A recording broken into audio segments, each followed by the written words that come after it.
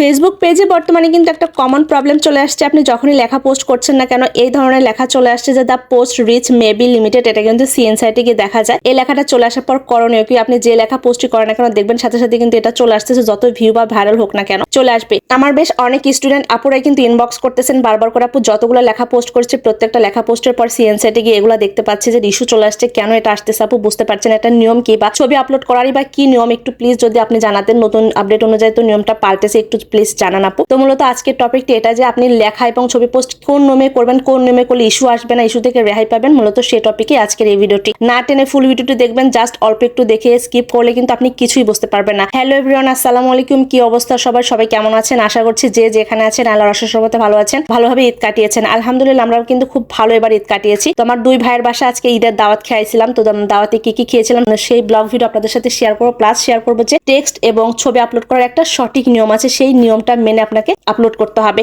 আমি কিন্তু বেশ অনেক দিন ধরে অবজারভেশন করতেছি যে আসলে শুধুমাত্র লেখা পোস্ট করলে কি ধরনের ইস্যু আসতেছে, বা শুধুমাত্র ছবি পোস্ট করলে কি ধরনের ইস্যু আসতেছে। আসলে যে কোনো একটা টিপসমূলক ভিডিও করার আগে কিন্তু আমি নিজে অবজারভেশন করি, তারপরে কিন্তু আপনাদের মাঝে ভিডিওটা উপস্থাপন করি, কারণ নিজে না বুঝে কিন্তু কথা বললে সেটা কিন্তু অন্য কাউকে বোঝানো যাবে না। ঠিক আছে, তো গত রাতে আমি একটা পোস্ট করেছিলাম জাস্ট আপনাদের জন্য, তো দেখতেই পাচ্ছেন এখানে জাস্ট আমি একটা লেখা পোস্ট করেছি, এর সাথে কিন্তু কোনো ছবি পোস্ট করিনি। এটাতে যদি আমি মোটিভেশনমূলক কথাও লিখতাম বা ভালো কোনো কথা লিখতাম তাও কিন্তু এই সেম লেখাটাই চলে আসতো। আর এই লেখাটা আসা মানে আপনাকে বুঝে নিতে হবে আপনার ইস্যু চলে আসছে। এখন কিন্তু খুব সহজ একটা আপডেট চলে আসছে, আপনি ইজিলি কিন্তু আপনার সবকিছুতে ইস্যু আসছে কিনা বুঝে নিতে পারবেন। এই লেখাটা আসা মানে কিন্তু ইস্যু চলে আসা। আর গ্রিন সিগন্যাল কিন্তু সবসময় ভালো, এই জিনিসটা মনে রাখবেন। আর হলুদ সিগন্যাল কিন্তু ভালো না, ঠিক আছে, রেড সিগন্যালও ভালো না। যার জন্য এটা আসা মাত্র কিন্তু আপনাকে ডিলিট করে ফেলতে হবে, কোনো কথা নাই। জাস্ট আপনার ভিডিও হোক, আপনার পোস্ট হোক অথবা লেখা হোক, যেটাই হোক, যত ভাইরাল হোক না কেন সেটা অবশ্যই আপনাকে ডিলিট করে ফেলতে হবে। তো আসেন এখন সঠিক নিয়ম কিভাবে আপলোড করবেন।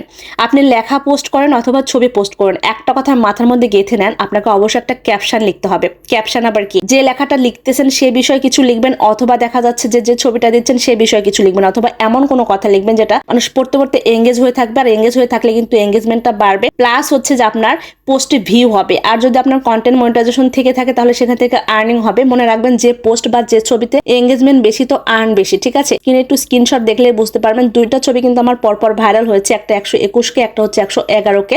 দেখতে পাচ্ছেন দুইটার আর্নিংটা দেখেন, আর্নিংটা ব্যালেন্স দেখলে বুঝতে পারবেন একটাতে এঙ্গেজমেন্ট বেশি, একটাতে এঙ্গেজমেন্ট কম। আর এঙ্গেজমেন্ট কম থাকার কারণে কিন্তু আর্নিংটাও কম দিয়েছে। এজন্য আপনারা চেষ্টা করবেন এখন শুধুমাত্র লেখালেখি পোস্ট করবেন না, যাই কিছু লেখালেখি করেন না কেন সাথে একটা ছবি দিবেন। আর যে ছবি পোস্ট করছেন সেই ছবির সাথে লেখা দেবেন, মানে লেখা এবং ছবি একে অন্যের পরিপূরক হয়ে গিয়েছে। শুধু লেখা দিবেন না, শুধু ছবি দিবেন না, ঠিক আছে। যাই কিছু দেন না কেন অবশ্যই লিখে দিতে হবে আপনাকে, একটা ক্যাপশন ছাড়া কিন্তু কিছু দেওয়া যাবে না। কারণ ফেসবুক কিন্তু নতুন নতুন আপডেট এখন নিয়ে আসতেছে, আর আপডেটের সাথে কিন্তু আপনাদেরকে চলতে হবে। যদি আপডেটের সাথে আপনারা না চলেন তাহলে কিন্তু আপনারা অনেক বড় বিপদে পড়ে যাবেন, যেটা থেকে আপনার পেজ থেকে কিন্তু উদ্ধার হতে পারবেন না।